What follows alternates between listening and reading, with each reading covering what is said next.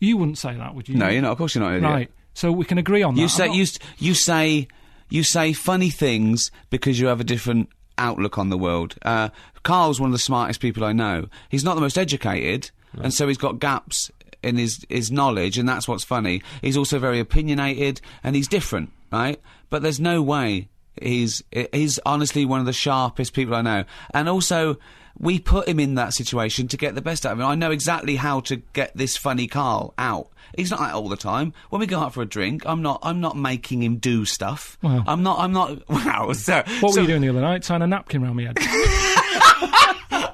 That was an experiment. That was an experiment because I wanted to show him the tourniquet. How if you tie it and then put a simple lever in it and turn it, you can get so much pressure. And you nearly burst, didn't you? Your head nearly burst. Yeah. So, and you learned something. It's sort of like Blue Peter. I don't want to bring up Blue Peter again.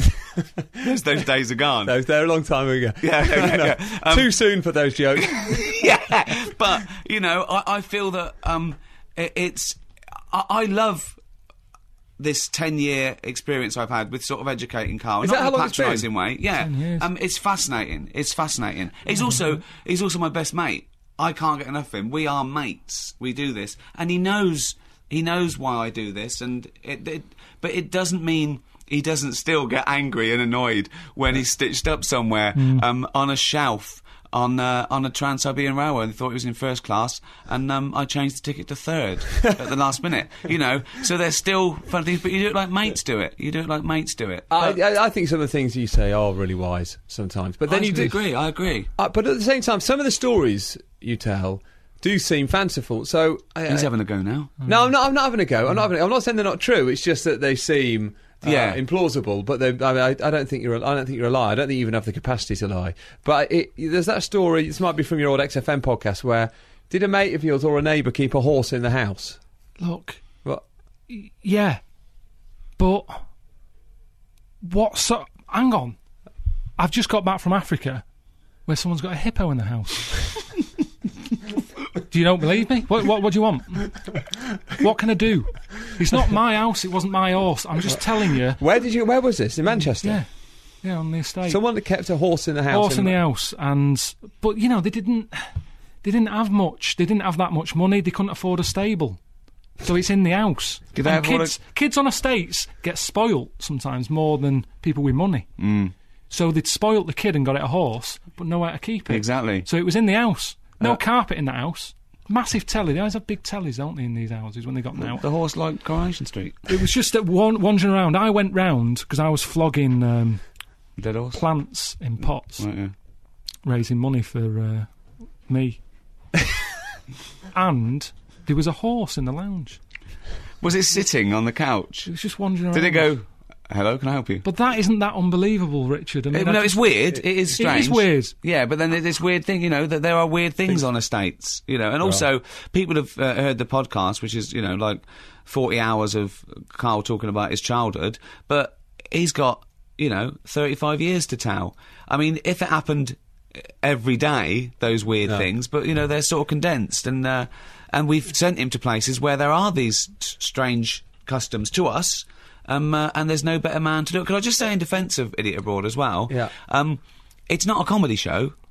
It's planned behind Carl's back, but everything Carl says is the first thing that he thinks. There's no filter with Carl, and I think it's a really interesting and, dare I say it, quite important documentary. It's beautifully made. I think in terms of comparing the first to the second series, I think it's moved up, hasn't it? Good, isn't it? Some of the photography is as good as your Attenborough shows, I think. Yeah, definitely. You look as though you're enjoying it more than the first series. I've only seen one episode so far. Well, it's over now, isn't it?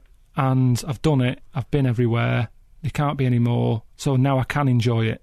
It's what have I got to worry about? But you had some good times on screen this time, didn't you? Yeah, I sort of. I don't know. I think I tried to enjoy it more. Last time I moaned a lot and I was trying to get out of it and try to come home. This time I was like, I know this is how it's going to be. Stop moaning, get on with it. And I tried to enjoy my moments. Let's play a clip here. You don't enjoy this bit. This is you from episode 1 of An Idiot Abroad, series 2, when you attempt, or nearly attempt, a bungee jump. We could have gone straight to the desert island, but instead we've come all the way here for a pointless occasion, because it's not going to happen. I said I'm not bungee jumping. When we talked about the whole bucket list thing and Steve was going, oh yeah, bungee jumping, that's what people want to do. They might, but I don't. And this is meant to be my bucket list. I've been on the world now for 38 years. I don't need to introduce this now. Oh, I'm just creating a new problem if I do get into bungee jumping. I don't want to change. I don't want to get into this. Carl, let it go. Look up. Bring that chin up. Focus on that mountain. Nah, forget it. Yes. No. And you're going to dive out. No, I don't want now, it. Carl. So honestly. So what was that noise? I just made a noise I've never heard come from me. There's that noise again. You're going to go. No. Yes, you are. No. You have got it, mate. No. It's all yours. Looking up. No, forget it. Forget it. Come on, Carl. Come on. No, this is cute. I don't want to do it. Carl, I don't want to do it. For anyone watching online on our cameras, which are at bbc.co.uk/5live, you didn't appear to enjoy reliving that. No, it took me right back. It's weird. Looks good on radio, doesn't it? All that HD. Looks wonderful, the scenery. Yeah, on you were radio. just saying how good it looked. Yeah. Like, Here's a mank bloke talking. Oh, here he is again. Just the same. This looks just as good.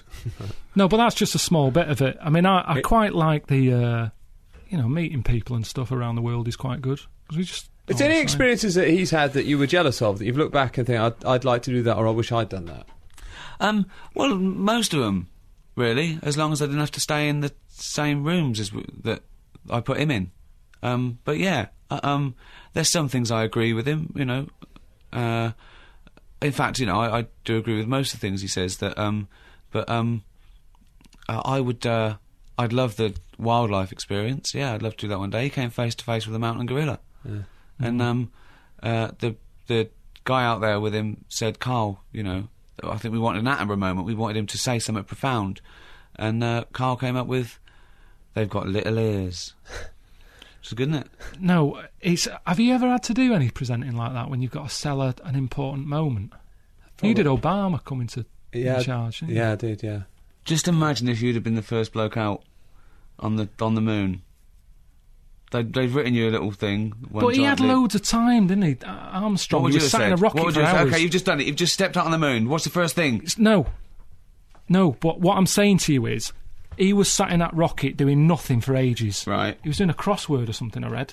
They came up with a pen that works in space or something, didn't they? Yeah, I think he was doing all that. A pencil. Well, no, No, exactly, Russia yeah. did that. Russia yeah, did the pencil. That's right. America spent like $100,000 on getting a pen that worked space, and Russia took a pencil. Whereas when I was sort of trekking for the gorillas, I walked for about 8 hours, and the guide kept saying 10 minutes, all right, 15 minutes. Well, hang on a minute, how long are we walking here? And he went on for 8 hours, and then I get there. That's because you were going too slow, so the gorilla was getting away. If you'd have gone faster, you'd have got caught up with him.